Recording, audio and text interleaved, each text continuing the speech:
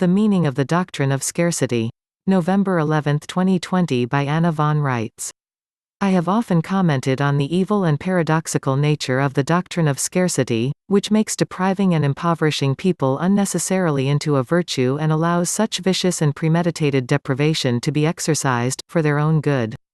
This is very much in the barbaric and kinky tradition of flagellation, the subduing of the flesh, but not one's own flesh in this case. No, in this case, it's the purposeful enslavement, crippling, castration, and cruel impoverishment of other people's bodies and minds. For no sane reason, but the greed, licentiousness, elitism, and cruelty embedded in the Roman Curia, which is 95% at fault for promoting corporate feudalism as a replacement for colonialism. We all finally woke up and recognized the evils of colonialism for what they are, so they turned right around and ginned up an even worse version of the same predatory, unjust, and unjustifiable system wearing a different suit of clothes. As I have said before, these people are diabolical, but not creative. They find a shtick that works and they play it in different variations, over and over and over again. Parse syntax is just a rehash of the dog Latin fraud promoted by the Roman Emperor Justinian and Empress Theodosia 1,500 years ago.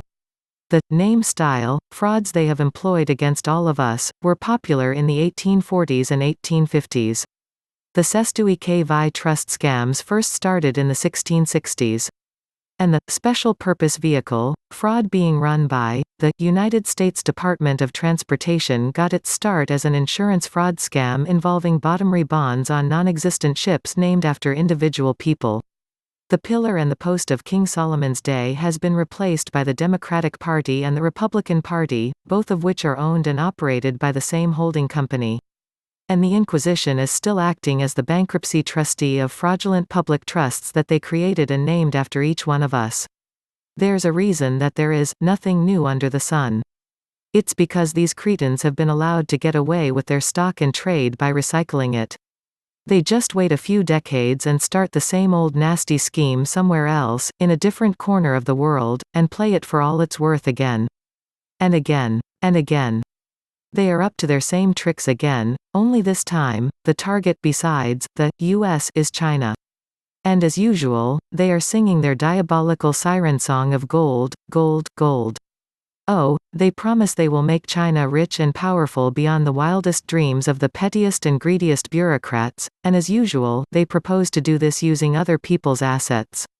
In return for giving the Chinese access to other people's credit and other people's gold, they expect the Chinese military to act as their protectors and enforcers. Sound familiar? The Hessians, the Americans, and now the Chinese? It's the same old bunk, different day. Same old pattern of stealing and abusing and moving on. Meet the new boss, same as the old boss, and just look up at the sky and pray that we don't get fooled again. The only way all this nonsense works is by deluding unwary people. It's all always the same. Burn the books and hide the history. Feed a false narrative and keep the victims entertained so that they miss the sleights of hand. Don't notice that the names are written in a different style, don't notice the rising prices, don't notice that records have become registrations. False gods forbid that anyone ever notice that insurance is nothing but legalized gambling, that money is a sham and a false idol, whether you make it out of plastic or paper or gold, or that corporate feudalism is just a new wrapping for feudalism and colonialism combined. But perhaps I am still not getting through to you? Perhaps the grit of this is still not adding up to the dirt for you. Here's as fine a summation of the situation as I have ever found, from King Farouk.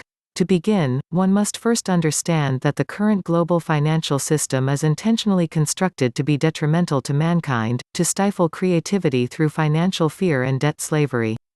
And we must overcome this. We must see through it. We must create a much brighter day, cut free of superstition, deceit, ego, and selfishness.